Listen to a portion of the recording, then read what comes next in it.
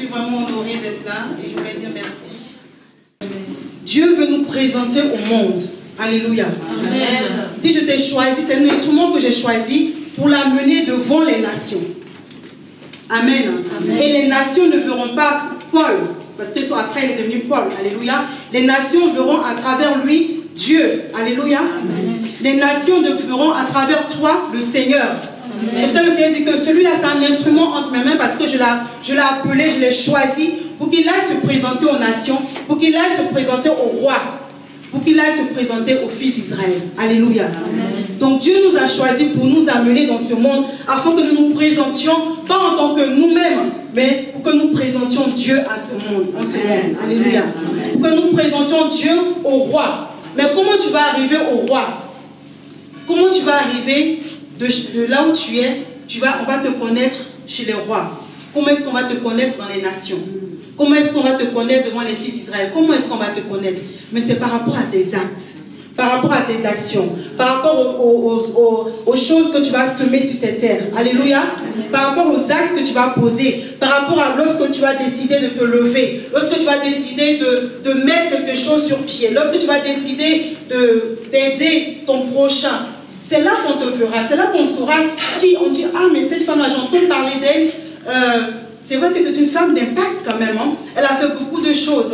Elle a mis en place un système qui permet de je ne sais pas quoi. Mais en tout cas, c'est ça qui va permettre que les rois puissent te connaître. Alléluia. Amen. C'est ça qui va permettre de te présenter au roi. Et lorsque tu viendras devant le roi, tu diras en fait, je suis venu présenter Dieu. Alléluia. Amen. Tu diras au roi, j'ai un message pour toi de la part du Seigneur. Mais tu pourras entrer dans le palais que lorsque tu auras quelque chose à présenter. Amen. Amen. Joseph avait quelque chose à présenter. Il avait quelque chose à présenter. On l'a amené au palais. Alléluia. Amen. Il avait quelque chose à présenter. Paul avait quelque chose à présenter. Alléluia. Mais aujourd'hui, qu'est-ce que tu as à présenter à ce monde? Qu'est-ce que tu as à présenter?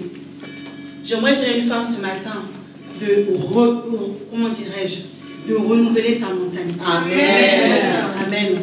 De renouveler sa mentalité, qu'elle n'est pas née juste pour travail, boulot, dodo. Non, tu n'es pas née que pour ça. Alléluia. Amen. Dieu a mis quelque chose en toi et ces choses-là, tu dois la présenter au monde. Amen. Alléluia. Amen. Ces choses-là, le monde attend. Il dit, le monde attend la révélation des fils de Dieu. Amen. Alléluia. Amen. Le monde attend la révélation des fils de Dieu. Donc, ne reste pas entre tes quatre murs. Et oui, il est bon de prier et on va voir par la suite dans 2 Rois qu'il est important de garder la connexion avec le Seigneur. Mais Dieu veut que tu ailles le présenter au monde. Amen. Alléluia. Amen. Parce que c'est ça le but de Dieu, de toucher les cœurs.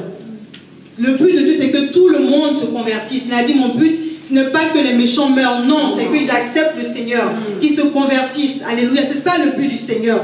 Amen. Amen. Donc nous n'avons pas à blâmer les autres, à insulter les gens, à les juger. Non, ce n'est pas notre rôle. Notre rôle, c'est de présenter Dieu. Alléluia. À travers nos actes, à travers ce que nous possédons, à travers ce que nous avons. Alléluia. Amen. Amen. Amen.